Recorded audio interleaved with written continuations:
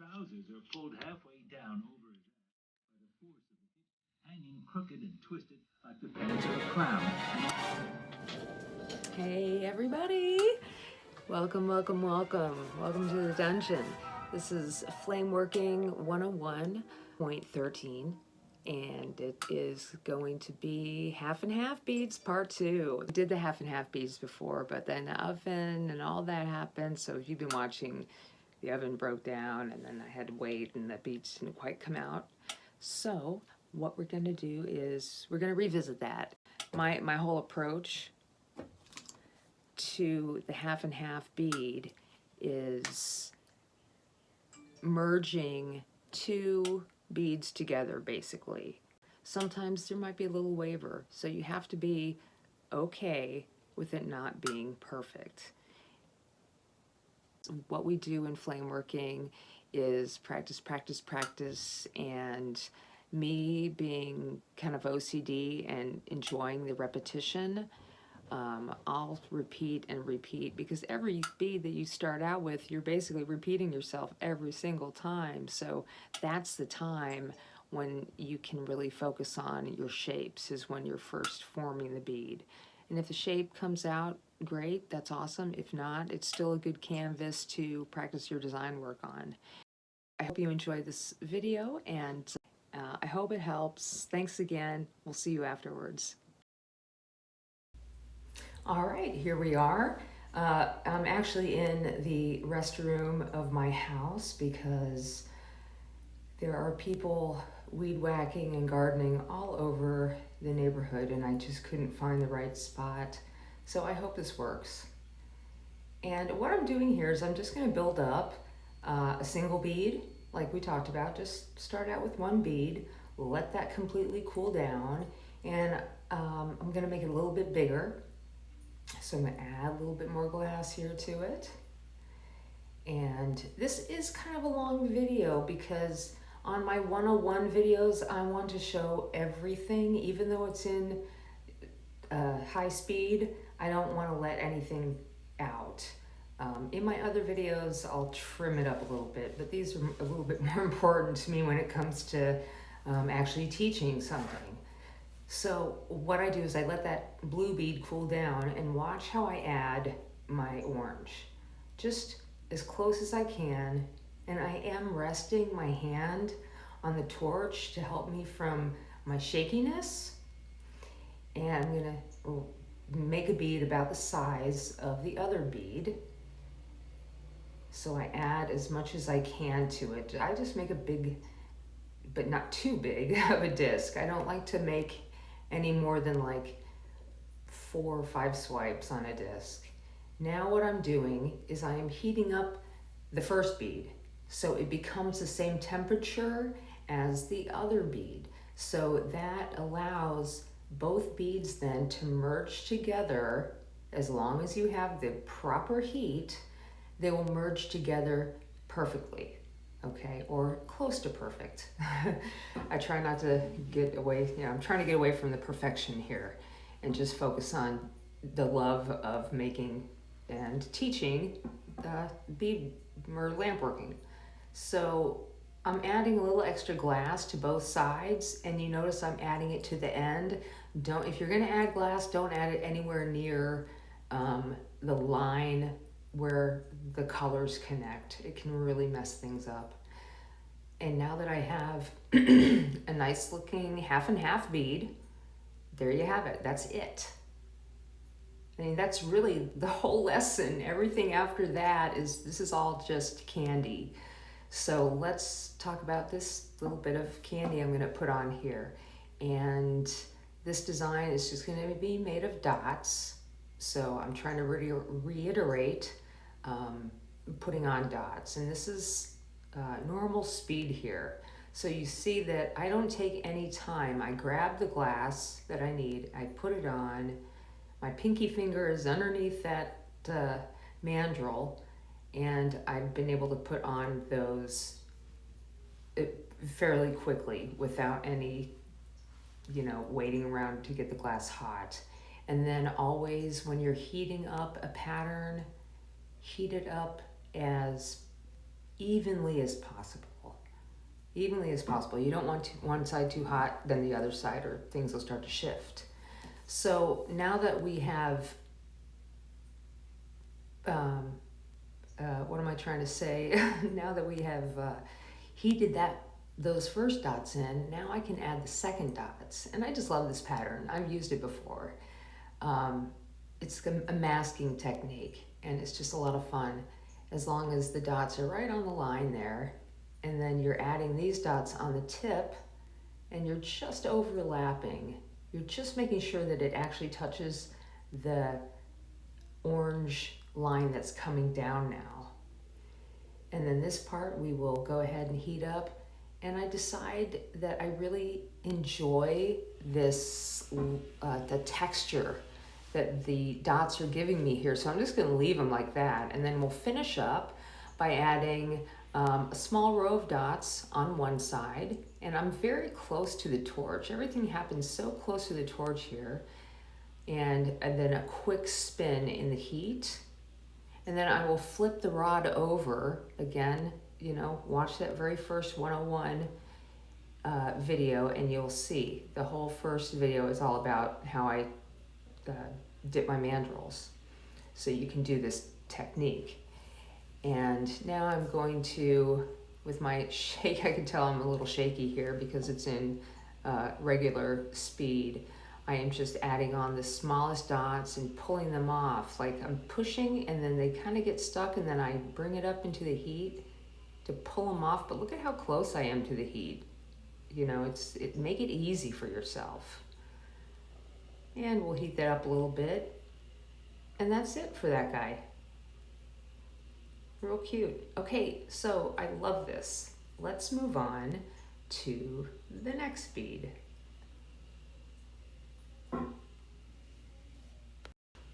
Okay, this one's going to be kind of fun because we're going to do like, I think, 1, 2, 3, 4, maybe 5 different colors here. Not different, but 5 different stacks basically. So we're going to start again how we did before. And starting is always the best thing that you can do, because when you start a bead, you're relearning every time how to make that first bead. And as you lay that first footprint down, you want to make sure that the track of it is nice and even, because then everything else will follow the track that it is actually stuck to on the mandrel. That's really important. And my next color here is going to be, this is a really beautiful ruby red. It sure didn't end up looking like it. In fact, this bead ended up looking nothing like I was hoping it would. But here I am, I'm gonna add it, and I am actually touching that other bead, the white bead, because it's pretty stiff. And then look at the direction that I'm heating at. I'm always parallel to the ground, like to the floor, but then I heat a lot on the sides because I don't necessarily want to heat the bead in around. I just want to heat up what's on the end. So I focus that end in the heat. And now I'm just rolling it out and getting the edge ready for the next color. And we're going to do white again. And I'm adding just a little bit here. I thought this would look really cool because you could see the white through the different layers, and it would give it a little bit of a kind of a brightness to the transparency, which did not work out. But you'll see that later on. I'll talk about that in a second. Well, I'll talk about it right now. Basically, if you don't put a white underneath a transparent, it can look almost like it black because it's so dark, or it may look a slightly different color because you did not back it up with white. And I talk about that later. So anyway, let's move on. I'm on the third color, and I am just using the edge of my marvering table to shape and roll and crisp up the edge. So now I can add this beautiful violet. I just love this deep, like it's a dark purple. And that's kind of where I went wrong. Not to say I went wrong, but It looks so dark. You can, if you hold it up to the light, you can kind of see the color, but I wasn't even thinking about the fact that I was using transparents and opaques together. So I think about it now afterwards, and you always think about what you could do next time to make it better, and that's always fun because you do make it better the next time. Okay, here's our last wrap. And as I'm working this bead out, you see that I will continuously, at times, heat up the cool end, that back end. And you want to make sure that back end is always on the cool side, so as you roll it out, you have that stiffer part of the bead to help you guide your roll and make it very, very even. And I'm probably, I didn't have the camera pulled out enough to show you me rolling the edge out. But when you roll the edge out on the marver, you have to be real careful so as not to break the bead release. Okay, this part is fun. I'm gonna heat this whole thing up and we're gonna flatten it out like a little disc. So I'm heating back and forth, back and forth, back and forth. That's really important. I'm heating back and forth and I'm rolling and I'm turning because I want everything to be the exact same heat. You just can't heat in one spot. You gotta heat the whole thing back and forth. And then I gently come over and lay it down. There's a lot of ways you can do this. And I'll turn it over and just bring my little marver pad in and press it down real gently. Don't press too hard because if you do and that glass gets too thin at the mandrel, there's a good chance it could split down the mandrel and get too cold there. So this is looking really nice. I just wanted to heat up the, what is it called? The chill mark that was left from flattening it. That's important because you don't get another chance to do that before you start adding your pattern, which I'm doing right now. I thought it'd be fun to add a little bit of a pattern on here with some stringer, and I'm just kind of very gently pushing the stringer on. I'm not trying to be perfect at it. I want it to be a little bit more organic looking and not so, I just need something to break up all that straight line in the background, I think. But really, you saw the most important part already. We can watch this and me finish it as I talk. I'm going to be putting some dots on here and doing some masking.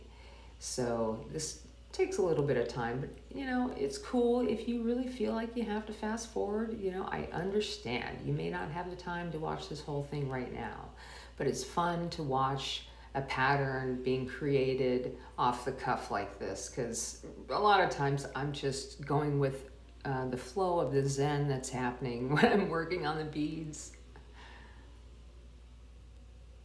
And it's also important to realize and remember that you have to heat the whole bead up very gently. You never want to change the pattern of the bead, but you need to keep the bead hot, especially if it's getting large, so it doesn't break. So I'm constantly, heating back and forth. Okay, I'm going to put some white dots. I put some little black dots on there. Now I'm going to put some white dots to kind of highlight those. I love making these organic patterns. They're so much fun. And they pull me away from the frustration that I get from striving for that perfection in a bead. Sometimes I find it unmotivating if I can't get over the perfection factor. You know what I mean? Anyway, I'm going to add some light blue on top of that white, so I'll have some blue dots on there. I'll add some more stuff too. But yeah, it's the perfection factor that was hard for me to get over. And it started to aggravate me to the point that at one point, or at some time, I almost didn't want to do this anymore. And then I had to get over myself and be like, you know what, it's okay. These beads are not meant to be perfect. They are meant to be one of a kind, small pieces of art. That's what I like to make. And of course, my favorite thing is to teach it. So I'm really glad that you guys are sticking with me through this little demonstration here.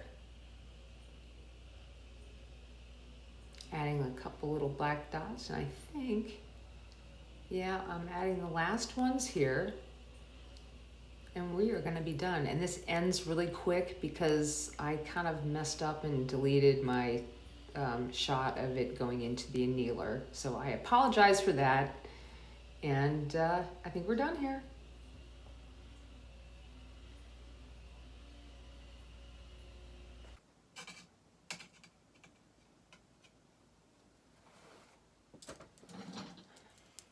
So here's our 2-layer beads. Okay. Let's talk about these for just a second. This one, for example. This color here is supposedly a bright pink and a bright purple, okay? Well, it doesn't look quite pink and it doesn't look quite purple. So be aware that when you're working with a transparent color, it can look much different from how it would look if it was backed up by a white or something. This came out pretty cool, I think. I like my little pattern on there. Okay, there's my little pattern. Let's clean these up and then we'll check them out. If you have any questions about what we covered today, please let me know in the comments. I'm getting more and more comments, and I think that's wonderful, and I love hearing from all of you. So thanks again for watching, and we will see you next time. Okay, so I have my Dremel tool, with my diamond little reamer bit on there. Just be careful when you use it, but clean those beads out.